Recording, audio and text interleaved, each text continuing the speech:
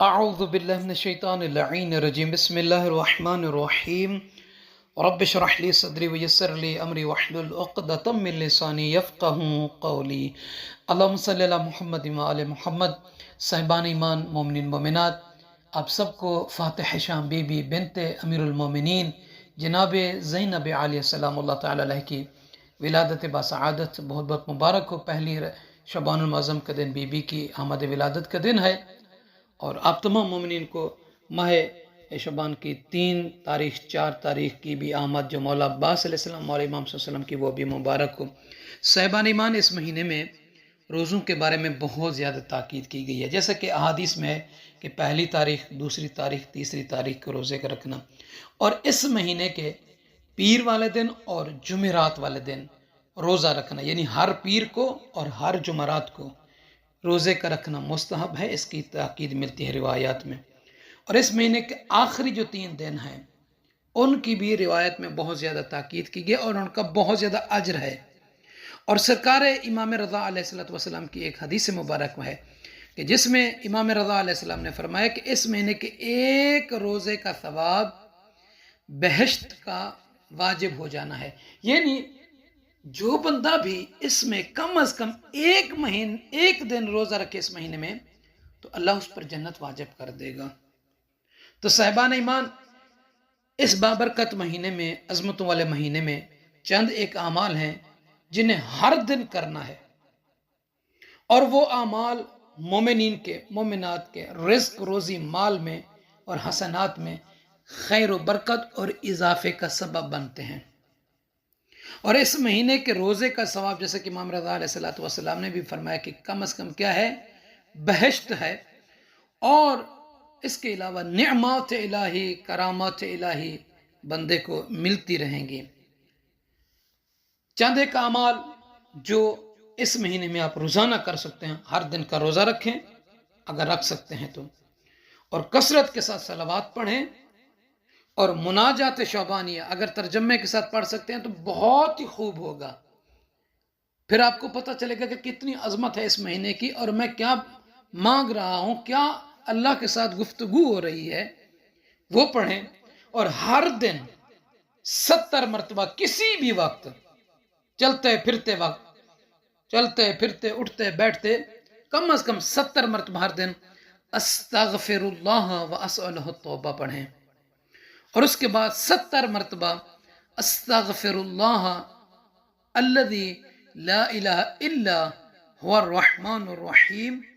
الحی القیوم واتوب الیہ، یہ بھی 70 مرتبہ آپ ہر دن پڑھیں، پہلے تاریخ سے لے کر آخر شعبان تک۔ اور اس مہینے میں 1000 مرتبہ لا الہ الا اللہ ولا نعبد الا ایاہ مخلصین لہ الدین ولو کارہ المشرکون پڑھیں 1000 مرتبہ، یعنی آپ تقسیم کر لیں بھی 30 دن میں نے پڑھنا ہے، کتنے عدد آپ پڑھ سکتے ہیں، تو اس اعتبار سے۔ اور اس مہینے کی ہر جمعرات کو 2 رکعت نماز، کل جمعرات کا دن ہے تو پہلی شب جمعہ بھی ہے، تو 2 رکعت نماز پڑھیں جس کی ہر رکعت میں سورہ الحمد کے بعد 100 مرتبہ سورہ توحید پڑھیں، پہلی رکعت میں بھی دوسری رکعت میں بھی، اور نماز تمام کرنے کے بعد 100 مرتبہ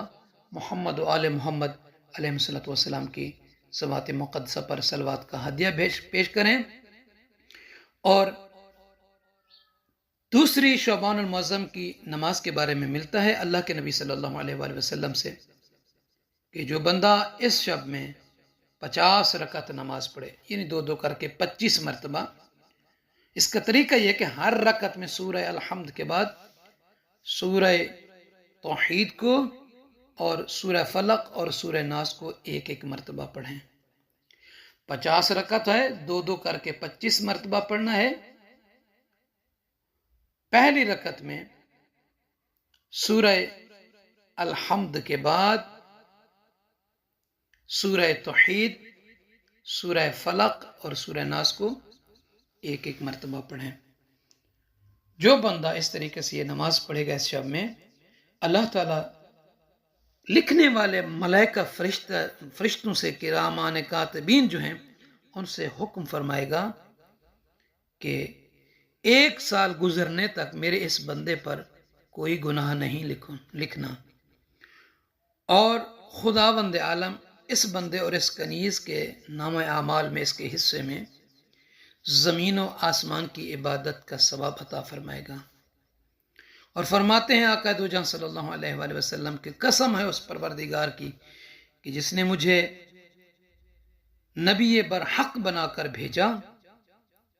کہ جو بندہ یہ نماز پڑھے گا خداوند عالم اسے شقاوت سے، منافقت سے اور فاجر ہونے سے بچائے گا۔ یعنی وہ انسان شقی نہیں ہوگا، وہ انسان منافق نہیں ہوگا، وہ انسان فاجر نہیں ہوگا جو یہ 50 رکعت نماز اس شب میں پڑھے گا۔ تو صاحبان ایمان سے عرض ہے ہمیں اپنی دعا میں یاد فرمائیں گے۔ اللہ پاک آپ سب کو سلامت رکھے۔ انشاءاللہ تعالیٰ آپ مومنین مومنات ہماری دعاؤں میں ہیں۔ اللہ پاک ان دعاؤں کو آپ کے حق میں، ہمارے حق میں منظور اور مقبول فرمائے۔ آمین یا رب العالمین۔